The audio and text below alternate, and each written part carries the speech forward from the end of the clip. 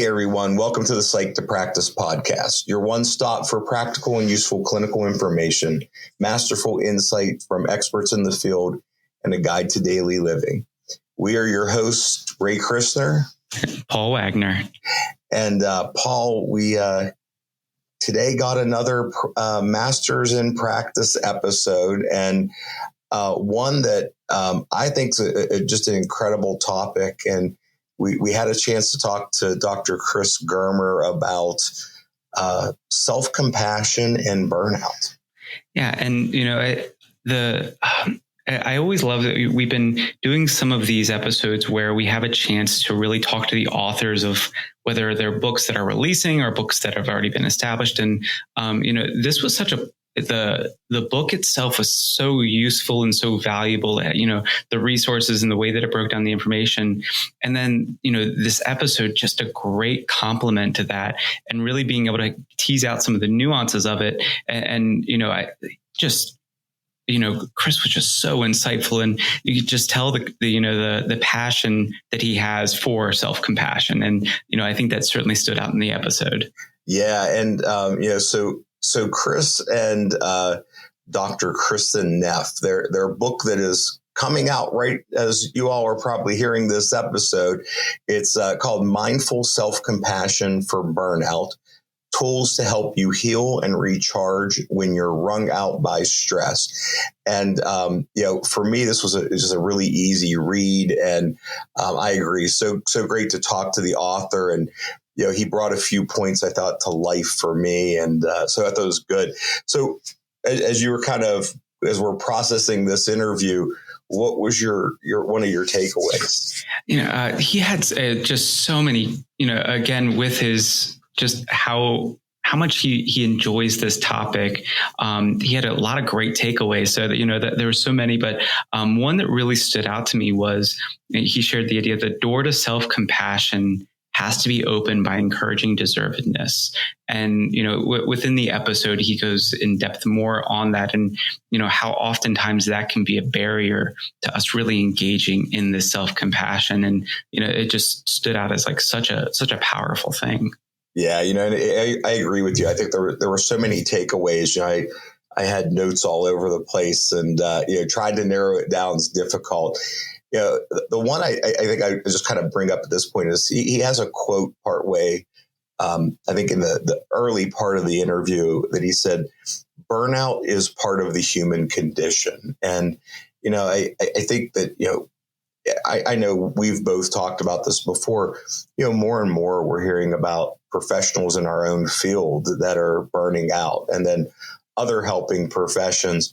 But I think this idea of burnout, it's so profound right now. And I think recognizing it and having some strategies to help with it, I think was what made, the interview and this book such a powerful companion. So yeah, what a great interview to have today.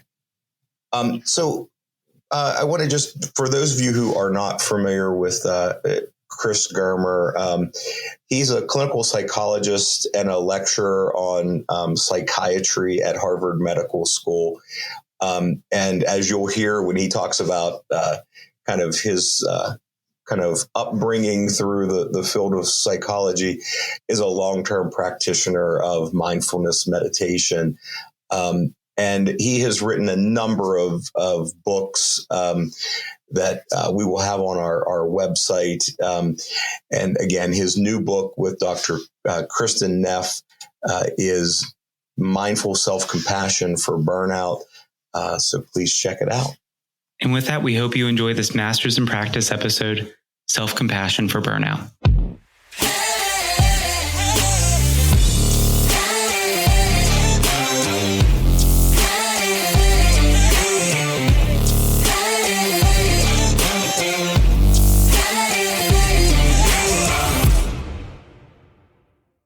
Chris, welcome to the Psych to Practice podcast. We're so excited to have you here today and talk about a topic that we haven't covered yet, but one that, I think this field really needs to start paying a lot of attention to. So thanks for joining us. Thanks for having me. Absolutely. So, we're going to spend some time here talking about the new book that you have coming out here soon.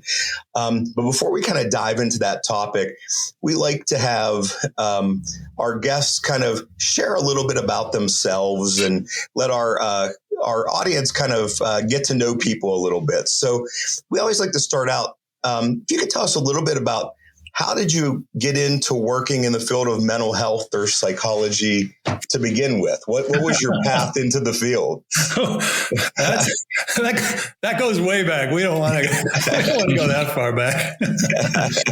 However, I've always been interested in psychological matters. I had a course on this in high school, and it just turned me on. And then I went to college and was a major in psychology. So I've had a pretty, you might say, boring career path insofar as it's been pretty singular. I've been interested in psychology always.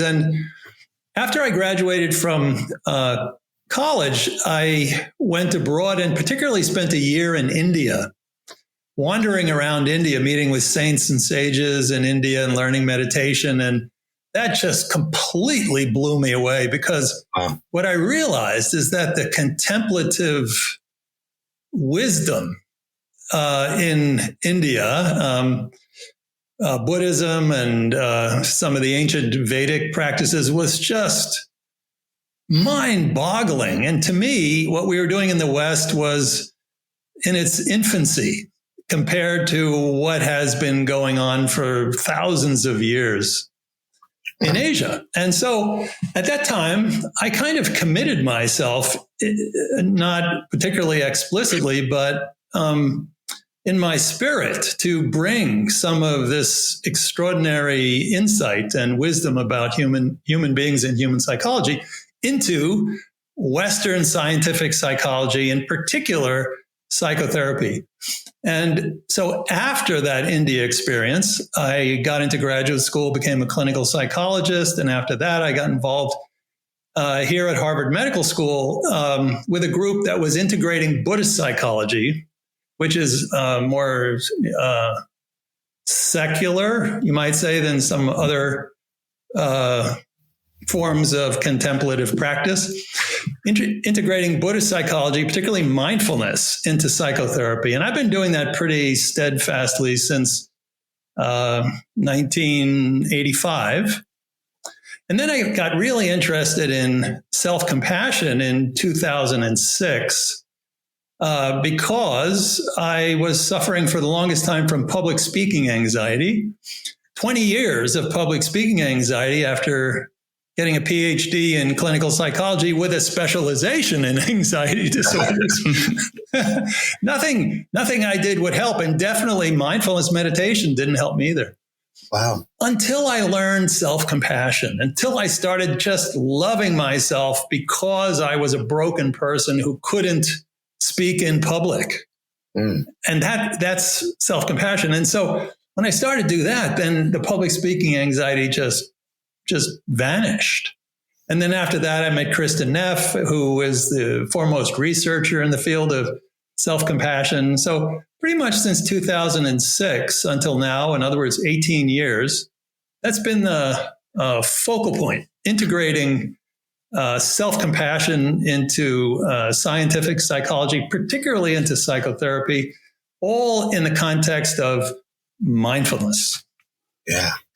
I think it's a great kind of segue into us talking a little bit about kind of what inspired your book. So, we were so grateful that Guilford gave us kind of an early copy, and we had a chance to read through this and, prepare for this. But, as I read through the book, I heard so many of people in this career, things that have been said and where people, especially I think since COVID, how many people have been feeling burnout, so, your book about self-compassion and burnout, I think, so timely. What led you and Kristen to write this book? Yeah. Burnout. Burnout. Makes sense. So during the pandemic, Kristen in particular was feeling burned out, and she said, "Hey, Chris, why don't we write a book on burnout? Because isn't it true that, we learn the most when we're figuring out an answer to our own troubles?" So she was feeling burned out because she has a son with autism who was home, and she had to do a heck of a lot with her son that she didn't usually have to do. Plus her mother moved in, so she was in a sandwich situation. And so she was burned out, and she just really wanted to dig into this more deeply and also see if self-compassion could help, because the research already had been pretty clear that self-compassion is an antidote to burnout. So she asked me, "Do you want to do this?" I said, "Kristen, you're asking the wrong guy.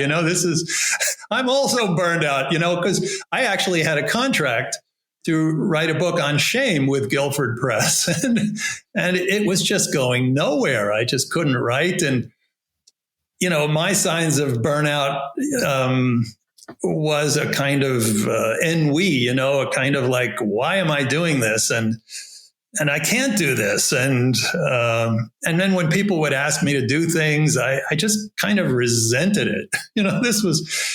I was definitely burned out. The three hallmarks of burnout are, number one, a sense of exhaustion, and number two, a kind of depersonalization or just kind of detachment from what we're doing. And then part three is not feeling productive or competent. So I had all those things. But for me, Ray, that experience actually overlapped. Not just, it wasn't just a COVID thing. It overlapped with my age, So I had turned 69, almost 70, and I was looking at the rest of my life as many people in my generation during COVID, when we were all in sort of a forced retreat situation, and saying, what have I been doing? Do I want to do this? Do I want to continue to do this? In other words, it was a little bit of a, life transition crisis situation. And it became crystal clear to me that I had done a lot in the world until that age in an external way, definitely on the foundation of inner work and inner development. But my true love, since I was in my 20s, since this India experience that I mentioned to you, is meditation and inner practice and inner growth. This is why I'm interested in psychology in the first place, but I really love meditation. And so, self-compassion has kind of has a tender aspect and a fierce aspect. So the tender aspect was more or less saying, Chris, you only have 10 years left or 20 years left. The chances of you living another 30 years is pretty slim. What's it going to be? What do you want? What do you really want? So this was a really self-compassionate question that I was capable of asking myself at this time. And the answer was, I want to meditate more. I want to drop in more. I have put out so much. Now I want to go in. In other words, change the balance.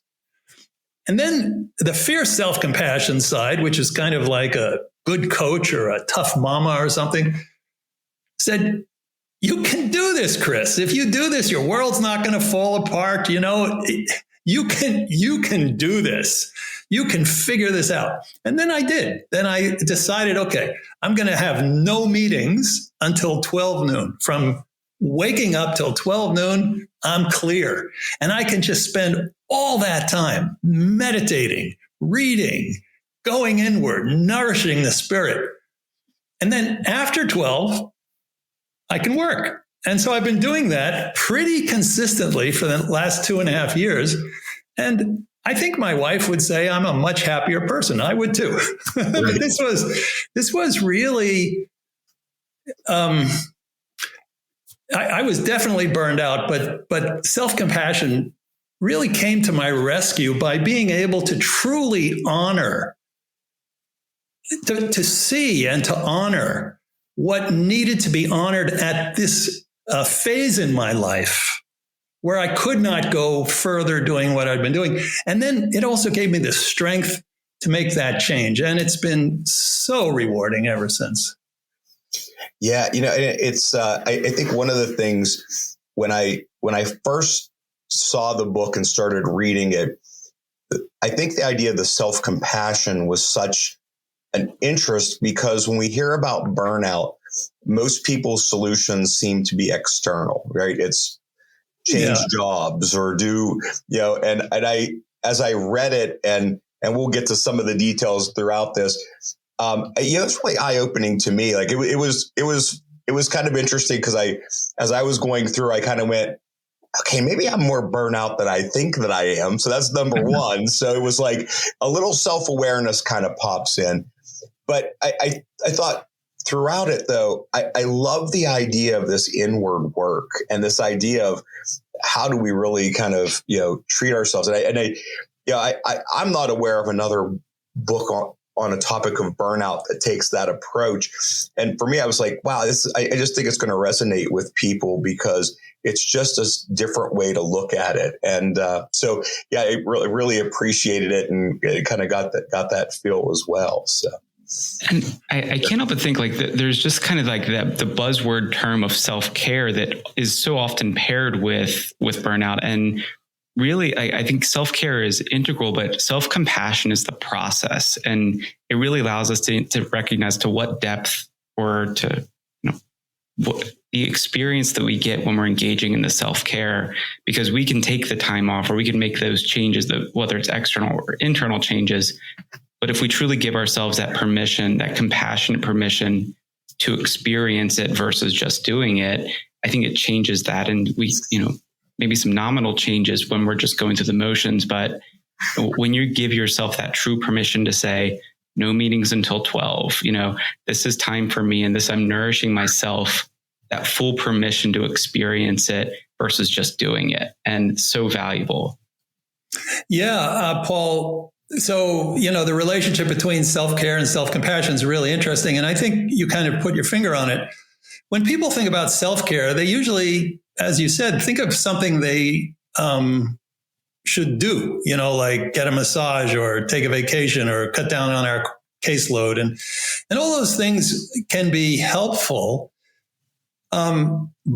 But there are two problems. First of all, when we're burned out, we don't want to have to do one more thing. We don't have any room to get a massage or something. It's just not part of the equation. We can't add anything to our lives, So there's that. But the other thing is that, after we take a vacation, if we drop back into the same situation, we're going to quickly return to the same state of mind unless something changes.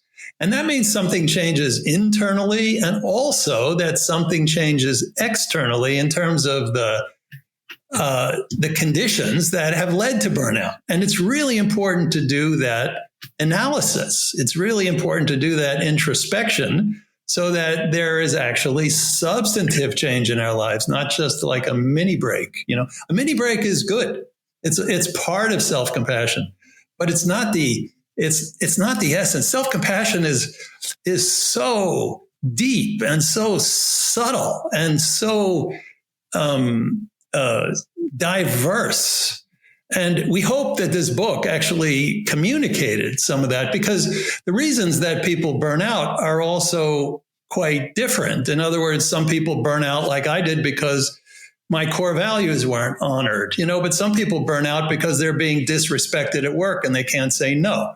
Or some people burn out because they have a perfectionist streak, or some people burn out because the conditions of their workplace, like during the pandemic, became impossible.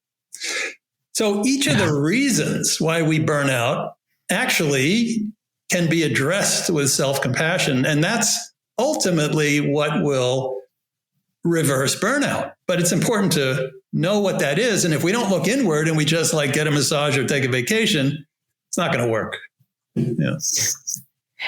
One of my favorite parts of the book, and it's always kind of interesting, when you read a whole book and there's just certain things that they just kind of strike you.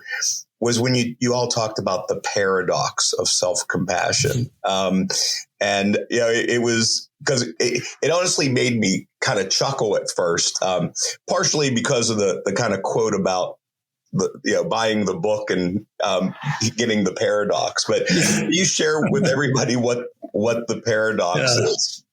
Yeah. Well, two things. First of all, Ray, I want to thank you for reading the whole book. Okay. So most people who do interviews don't do that. So you've done due diligence and I'm honored by it.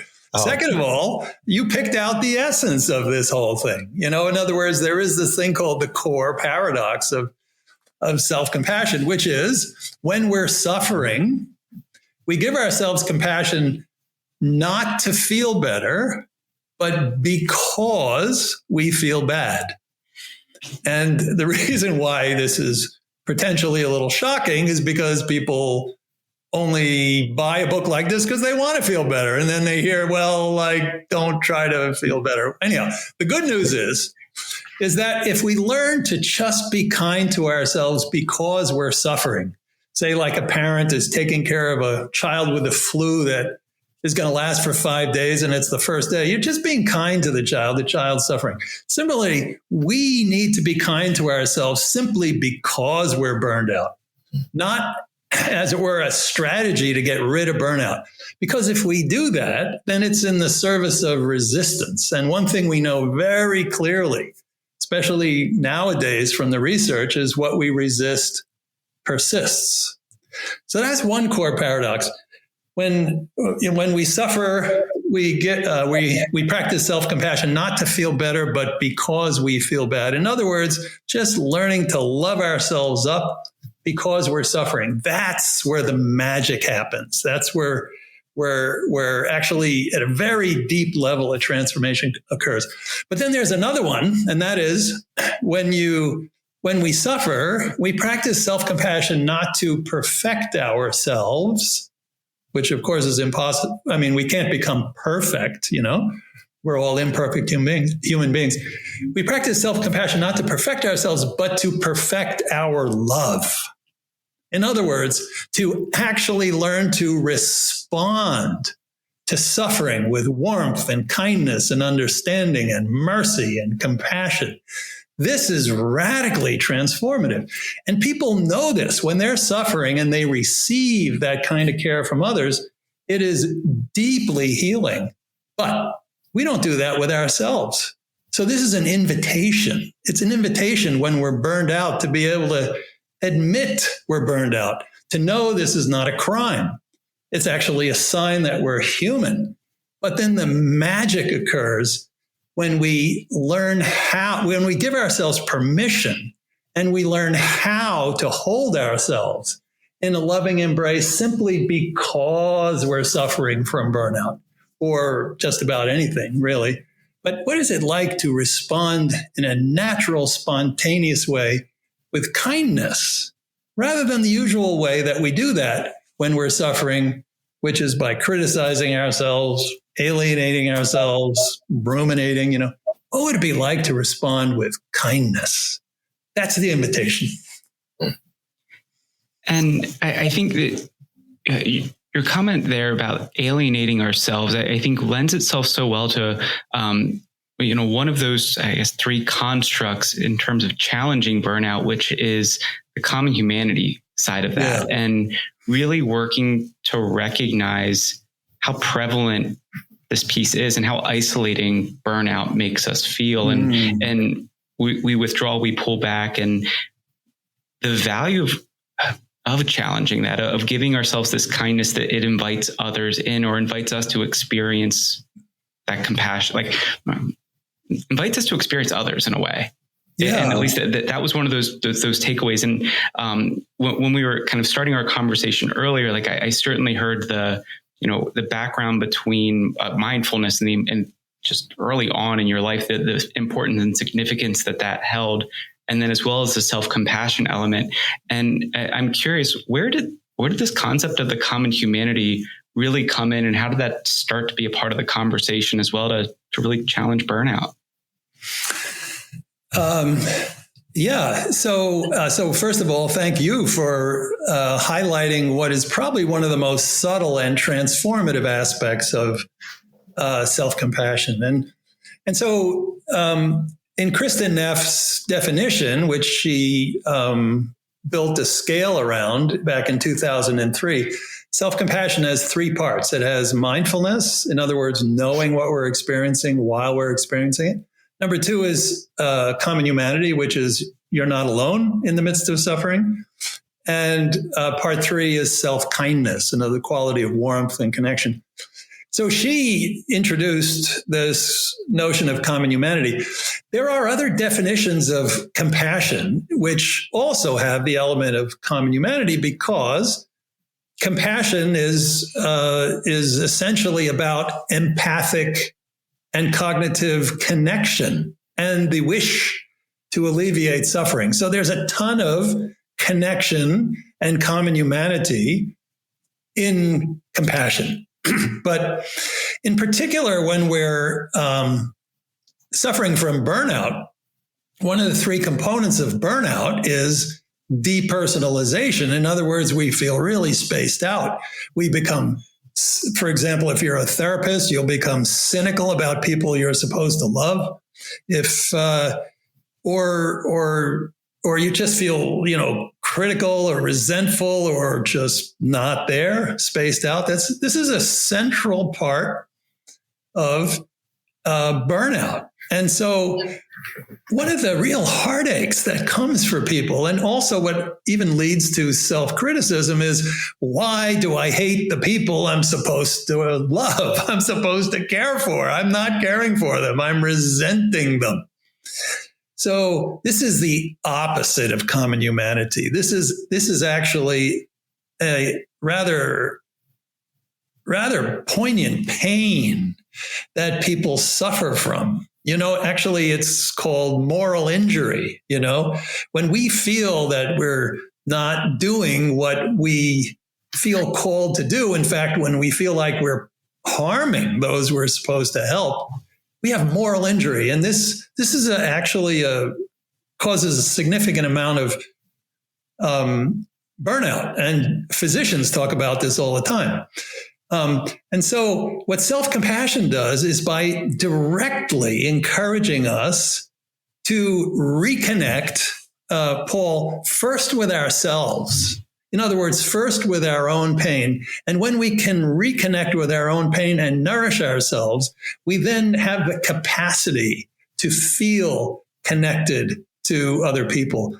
But the other thing it does with common humanity directly, when we think of self-compassion for burnout, is to recognize that burnout is part of the human condition.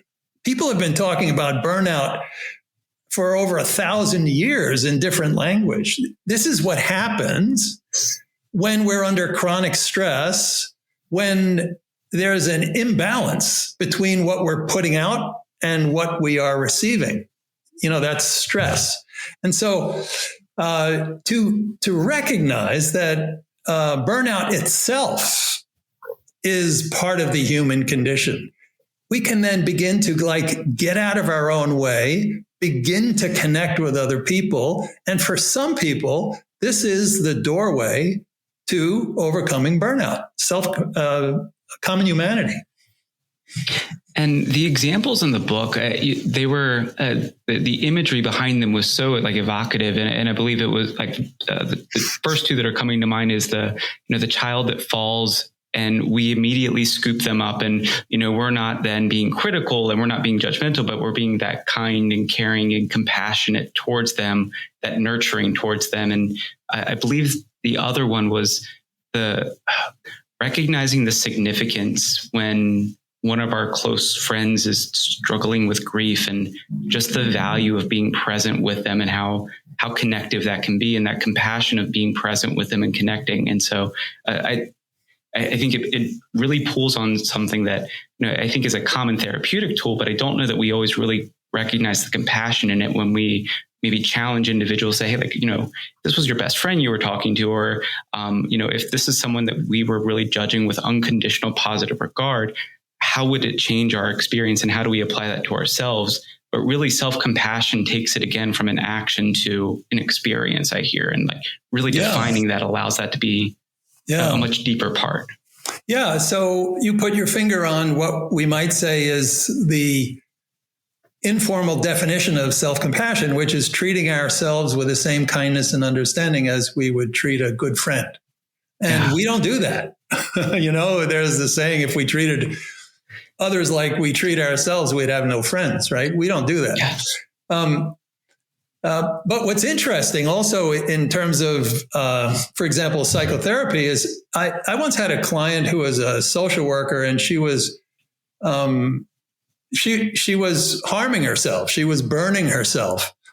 And when I would talk to her about this, it was like talking to a wall. But when I asked her, how would you talk to one of your clients who was burning themselves? And she said, I would say, honey, I'm so sorry. You must be in so much pain that you would do this to yourself. I wonder if there's some way we can alleviate your suffering in a way that's not going to hurt you. She like said the thing that I wanted to say in a way that would land, but it landed for her because she thought about how compassionate she naturally is towards somebody else. And then all we need to do is make a little U-turn, like to give this to ourselves. And in her case, it worked like magic. So anyhow, we're all naturally more compassionate toward others. Not all. 80% of us are more compassionate toward others than ourselves. So when we wonder, how can I be more self-compassionate? One of the key questions is, how would you treat a friend? And then treat yourself in the same way. And any recommendations for not, again, going back to the self-care versus self-compassion, not just treating ourselves in that way, but believing that as well. And really, again, embracing it. Like when you were giving your example earlier about like really your experience or, through COVID and that pivotal time and the way that self-compassion came to you, both a tender and a fierce way, giving yourself this permission and truly believing in it. And that's the part I find is, often the most challenging when I'm working with clients and, kind of engaging in this without really having the language for it, but it's not only doing the actions, but cultivating the beliefs and the true experience of it. Yeah. So, especially working with clients, the issue of deservedness is really front and center.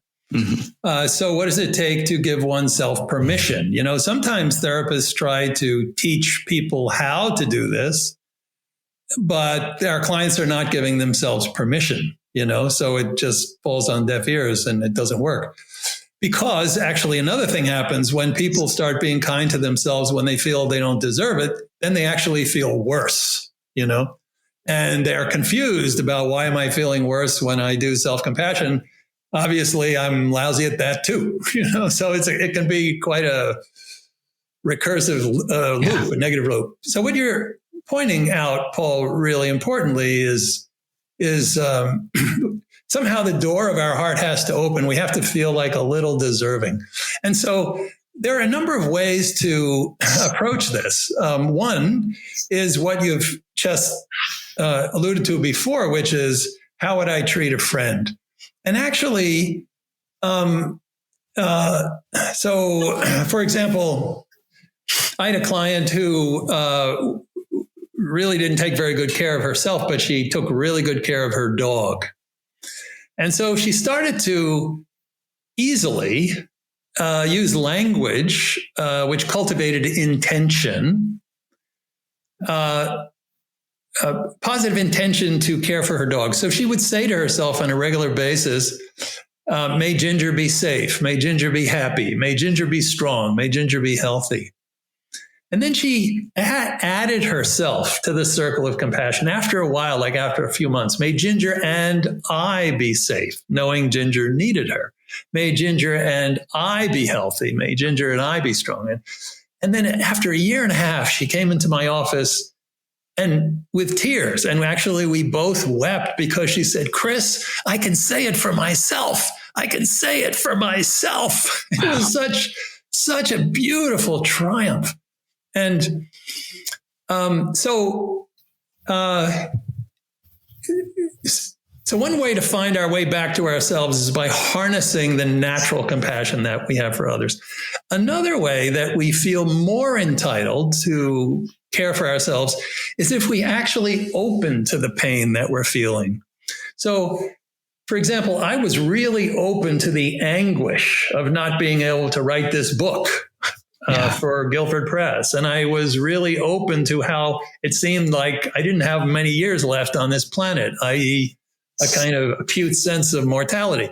I was really open to kind of the pain of it all. And when that happens, in other words, when the heart kind of breaks open, like when we when we're not just like gnashing our teeth about something, but really feeling the enormity of our struggle. This is called mindfulness, actually. Mindfulness is not just naming things, but actually feeling it.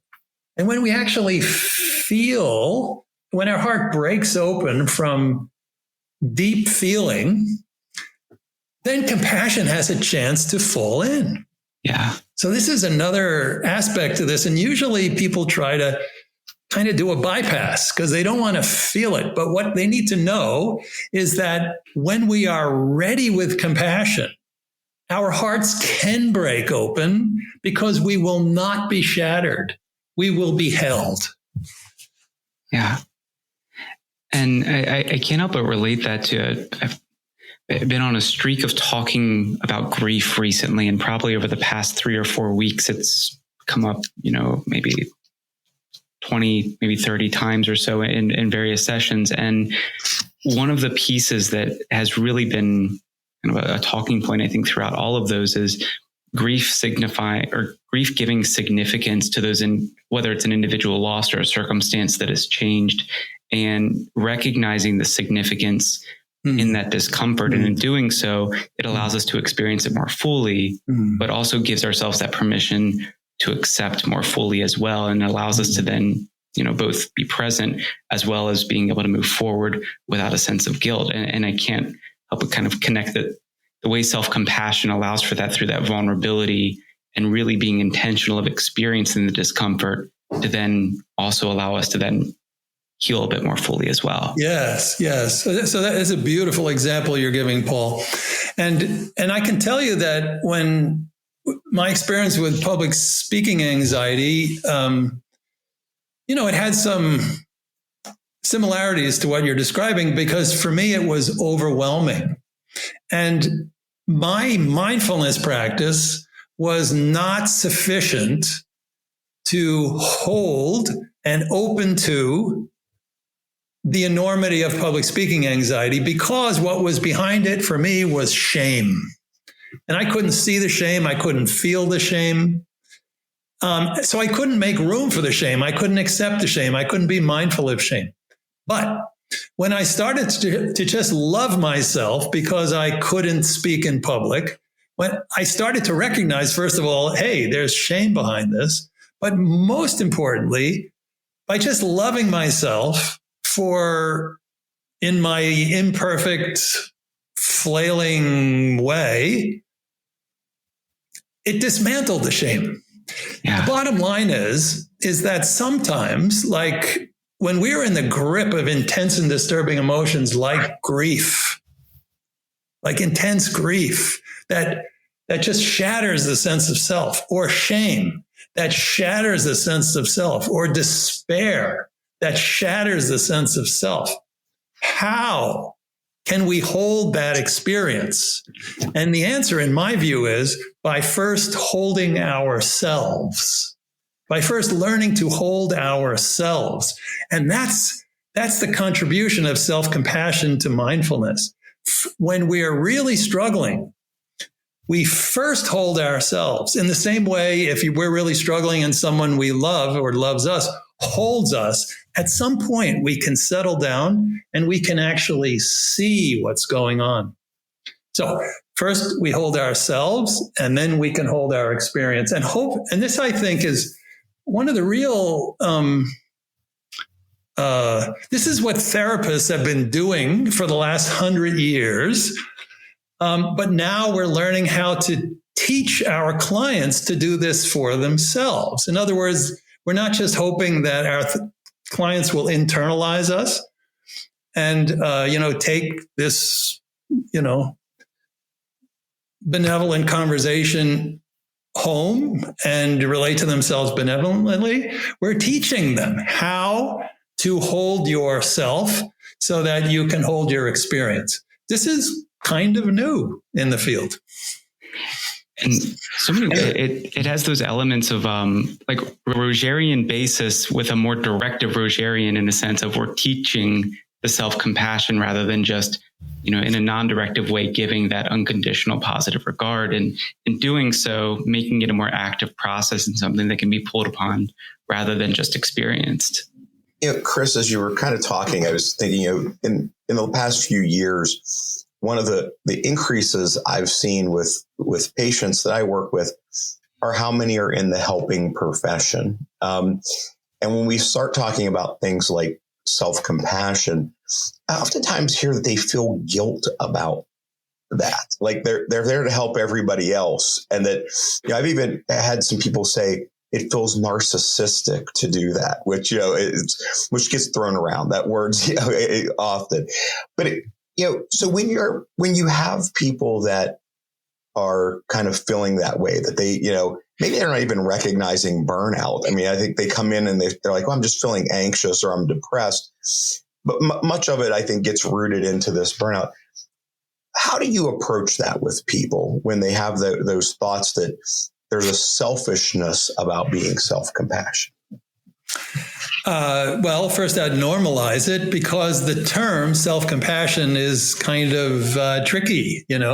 Most people, when they think of self, they immediately start thinking of selfish. Yeah. Or narcissism, like, great, just what we need, more self-centeredness, so the concern is that basically the term is not necessarily so great. So another way to think about it is inner compassion. There's outer compassion, there's inner compassion, and most of us, frankly, are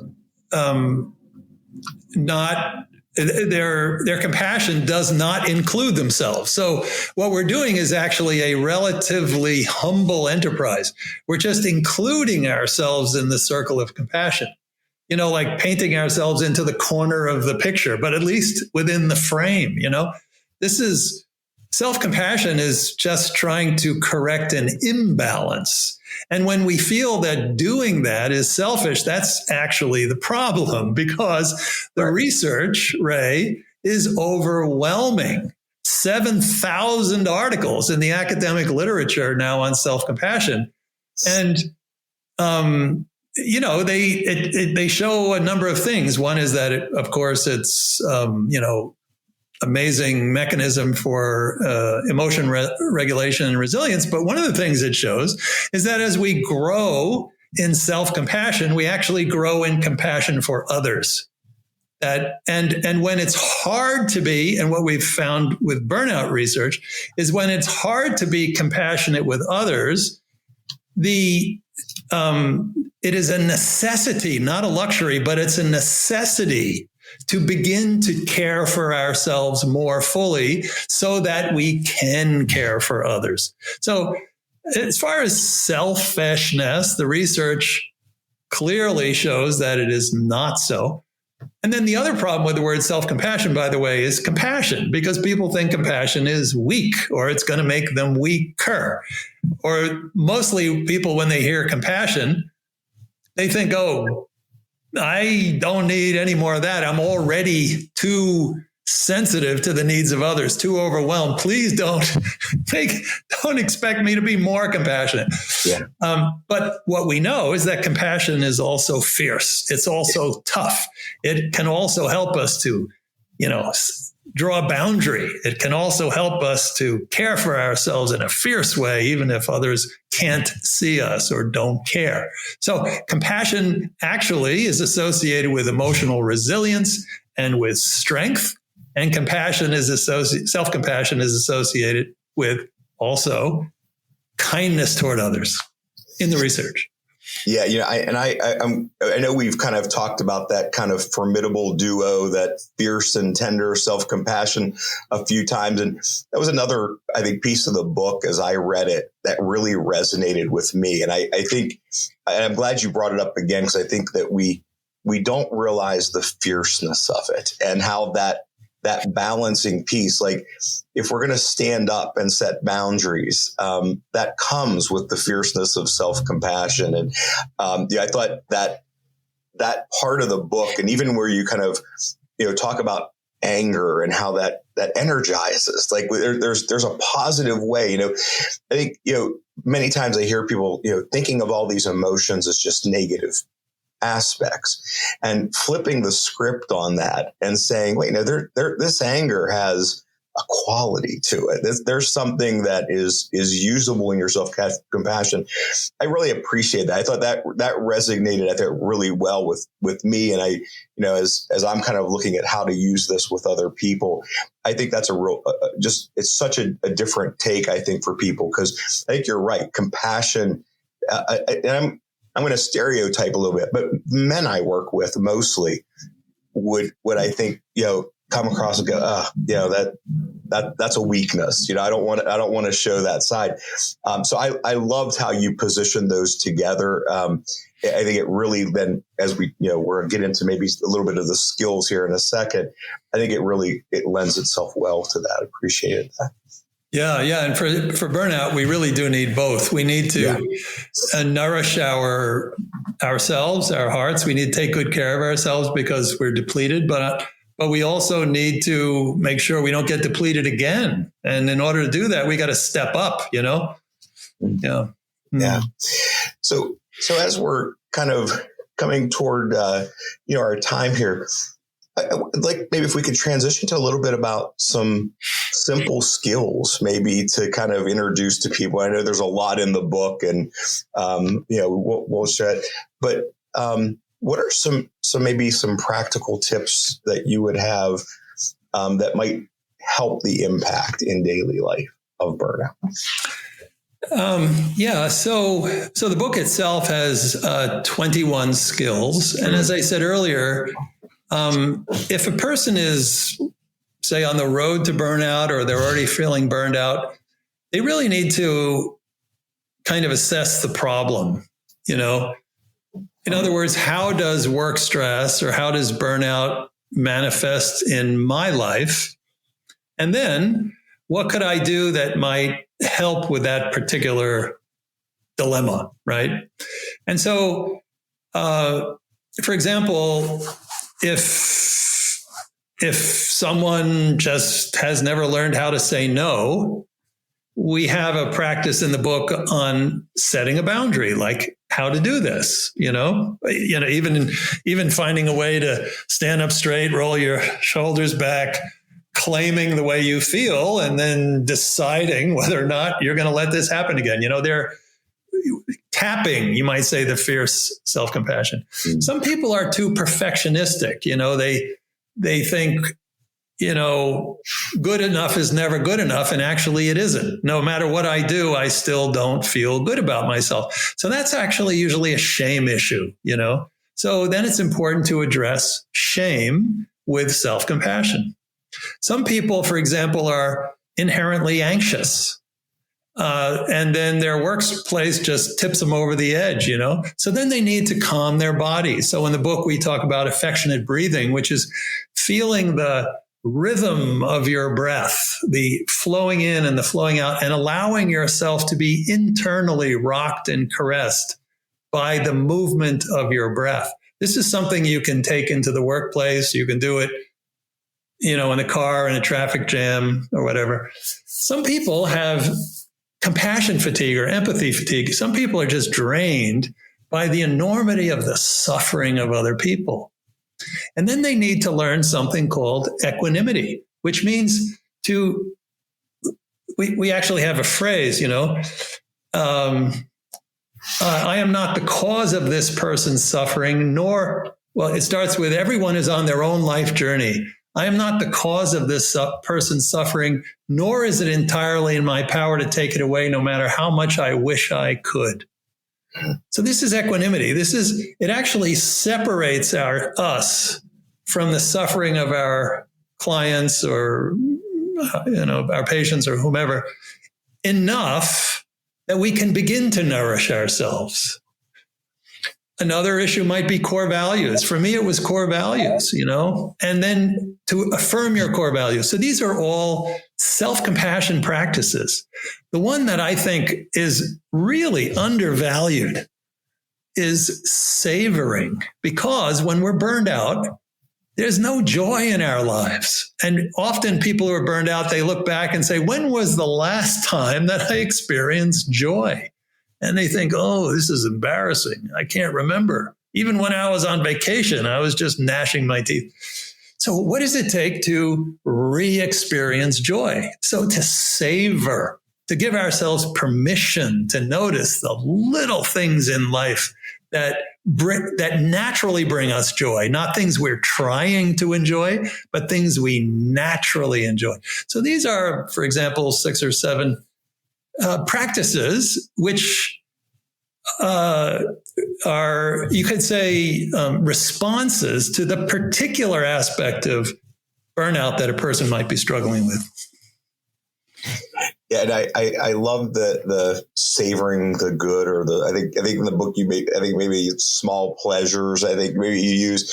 We did an episode not too long ago where we were talking about. I'm not sure how much you watch TikTok, but there was a whole TikTok thing about what they called little treats culture, and people just giving themselves these little things to just savor, small pleasures, whether it's even just treating yourself to a nice cup of coffee. And I said when I was reading that section of the book, it kind of cued me, because I'm like, yeah, like there are so much, and it's not about big things. You're right. It's these little things that truly, I think, bring joy. Yeah. It's the big things are great. Don't get me wrong, but it's, when you really look back on it, that I love the fact you used the term small pleasures, because I thought that was, for me, again, one of those things where I went, that's when it's good, right? Yeah. I know lives are made up of moments, aren't they, Ray? Right. Yeah. Like at the end of the day, we could say, oh, I had a lucky marriage or a lucky job or lucky whatever, but there's so many people who are really blessed with a lot, but they're not happy because they're not appreciating their moments. Yeah. This is all we have. Yeah. Yeah, it is. It's such a special thing. My kids are adults now, and when we talk about things that they savor in their life, I'm thinking they're going to say, oh, these big trips we've taken and everything, and it's, oh, I loved when we went to breakfast. When you didn't have to work on Saturday and you could do those little things. I mean, I think, we're talking about self-compassion, but I think you said this in a different form earlier, is when we do that for ourselves, the impact it also has on others in our lives is, I think, so important to look at as well. So it's really good stuff. Yeah. When we taught at Dell Medical Center self-compassion to the staff, one of the interesting things we noticed is that people who didn't even take the course, when they noticed a colleague of theirs, particularly one whom they admired, say something like, I want to answer your question, but right now I need 5 minutes because I need to get some food and I need to calm down after what I've just been through. Yeah. Can I get back to you? So when somebody hears this coming from a colleague, they then think, oh, cool. Now I can do that. So what we found is that the reason why we call the program Self-Compassion in Healthcare Communities, which is a 6-hour training for healthcare, is because we found that it was actually impacting the community in ways that we hadn't even imagined. So just to highlight what you had said, Ray, is that when we care for ourselves, when we savor things, like if you're sitting at dinner with somebody who's really enjoying the food, you're going to like it better. And when somebody's caring for themselves in a stressful situation, you're going to have permission to do it. So ultimately, what we do for ourselves, when we're compassionate with ourselves, it can be the best thing that we do for our loved ones. Great. And I think even on our show, I've mentioned this before, but it's probably one of the most profound quotes that's just stuck with me for a number of years. But Marianne Williamson's our deepest fear is not that we are inadequate. And especially at the end of her quote, it's, and as we let our own light shine, we unconsciously give other people permission to do the same. As we are liberated from our own fear, our presence automatically liberates others.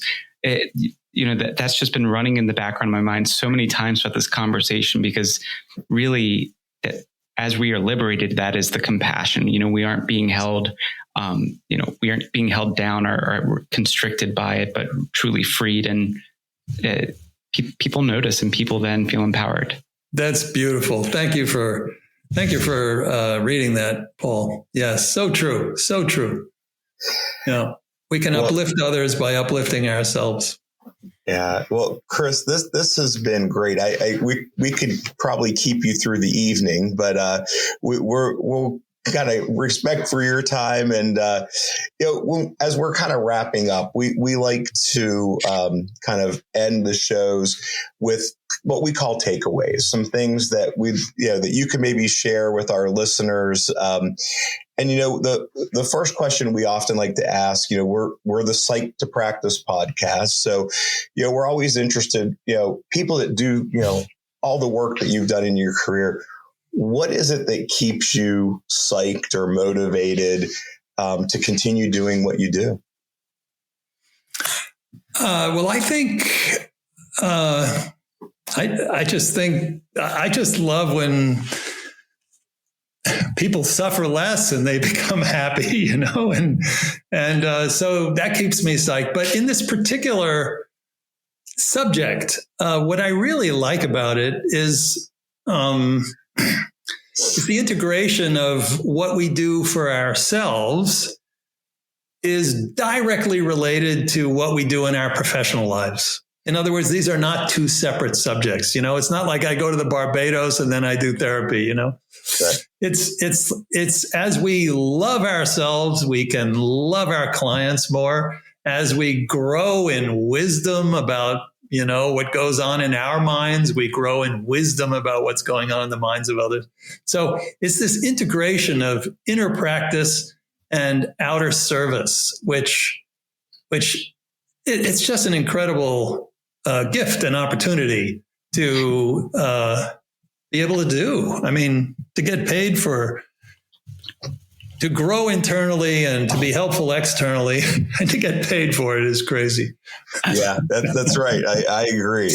I'm so happy you said that. Like that was just kind of like from the beginning of our conversation, I was trying to think how to classify the book, because it's so valuable for clinicians to review, but it's valuable for the clinicians as consumers as well as, as providers. And, in both ways, this helping themselves and helping others. And so you put that so beautifully. Thank you for that. Because I was trying to think how I want to conceptualize. And I think it really captures both. Thank you. Thank you. Yeah, I do hope that clinicians take this book to heart for themselves, as well as sharing it with their clients. Yeah, I will be stealing the inner practice and outer service quote. I like that. That was great. So, so Chris, the other thing we like to ask is, I know when we do this kind of work, there's all kinds of resources and content that we're always taking in as we're writing books and those things. If you could pick kind of one piece of content that you would recommend to others in the profession, what's one that you would suggest? Yeah. Well, you mentioned earlier, Ray, how fierce self-compassion was kind of an eye opener, not only in the context of what is compassion, what is self-compassion, but that it actually validates a really important part of us, even a sacred part. Anger shows us when something sacred in us is being challenged. So I would like to recommend that people read Kristen Neff's book, Fierce Self-Compassion, because this book helps to make this side of compassion, particularly self-compassion, to live and breathe in their lives. And so many people need that. You were talking about men, Ray, but women in particular, they're socialized to just, shut down on the fierce side. And so I just think for many people, it's an epiphany, it's an eye opener, it's a revelation, and it's good to keep in mind. Yeah, that's a great suggestion, and that's actually one I haven't read. So I'm glad you kind of brought it up. I think one I'll kind of get on my list as well. And kind of our last question, if you could provide our listeners or new clinicians maybe 3 takeaways or gems that you've learned in your career, what are the 3 takeaways you would share?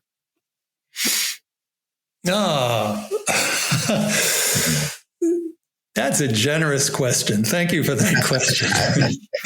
Well, in the context of what we're talking about, I would say, first of all, don't be ashamed if burnout happens. One of the main reasons why we burn out is because we care. People who care about their work are more likely to burn out. People who care about people are more likely to burn out. So just to know that if you start to become cynical and so forth, that it's a sign that maybe you need to correct the balance and take, better care of yourself. So I think that's really important.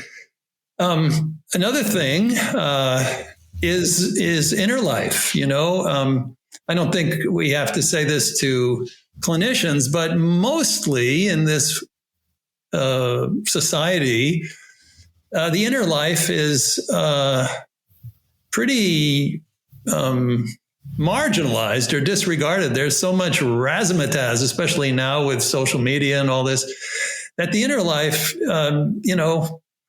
with this information overload, our inner life is getting even shorter shrift than it had before. We can go to the moon, but we can't stop war. Something's wrong with that. So I think I would just like to say that, in my view, what goes on inside really sets the stage for what goes on outside, both in our professions as psychologists and in society. And so to just privilege the inner view a little bit more is something that I have found to be incredibly important. And I so wish that we all could do that a little more.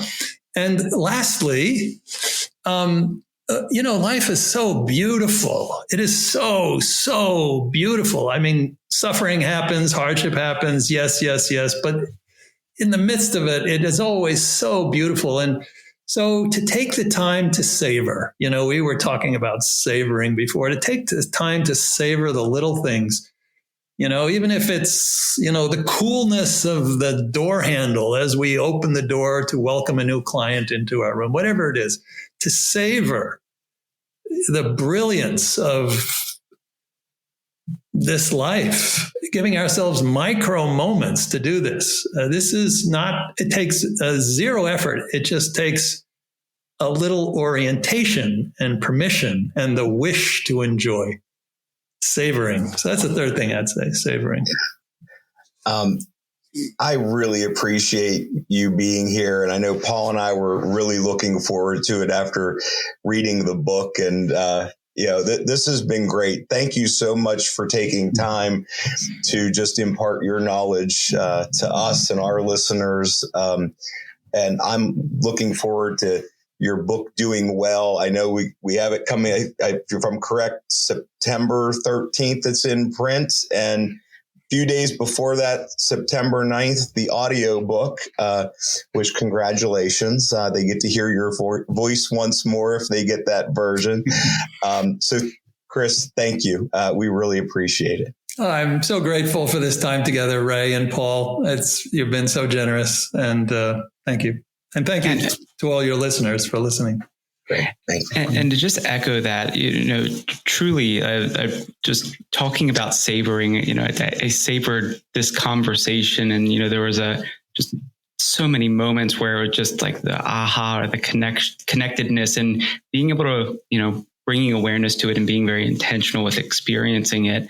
And I had the thought earlier, and, Ray had just mentioned with both the print and audiobook versions. And, I thought how lucky the audience of the book will be to hear your voice sharing, because just the tone and the conviction. And so, I can't wait for them to be able to hear that. And I also want to encourage them to have a physical copy, just for the resources there, and being able to have access to that, I think is so valuable. And, I was even kind of reviewing earlier and thinking of a way of sharing some of the letter of self-compassion, even in some sessions, I was like, how can I work to cultivate that and bring that into my practice? So, I'm savoring and I'm appreciating this conversation all the more. And thanks. And, if our listeners are interested in learning more and staying up to date with what's going on for you, Chris, where can they follow you at and kind of keep up to date? So I have a website, chrisgermer.com. Kristen Neff, my co-author of this book, has a website, self-compassion.org. And we co-created a nonprofit organization called the Center for Mindful Self-Compassion that has a ton of resources on self-compassion, including, workshops on this subject. And that link is centerformsc.org.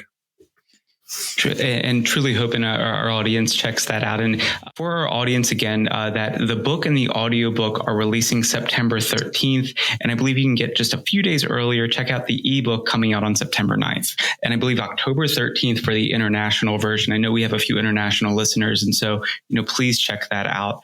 And there's just so much good information there. And we'd like to say, if you're a licensed clinician who would like to kind of take some of this information and really kind of turning it into some CE credits, head over to psych2practice.com or check out the show notes.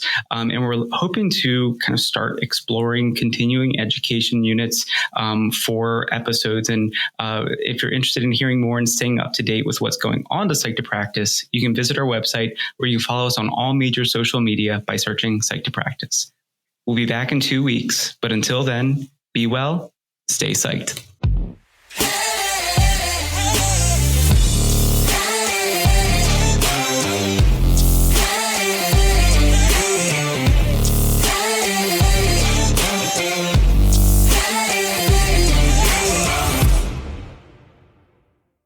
The information contained in this podcast and on the Psych2Practice website is intended for informational and educational purposes only.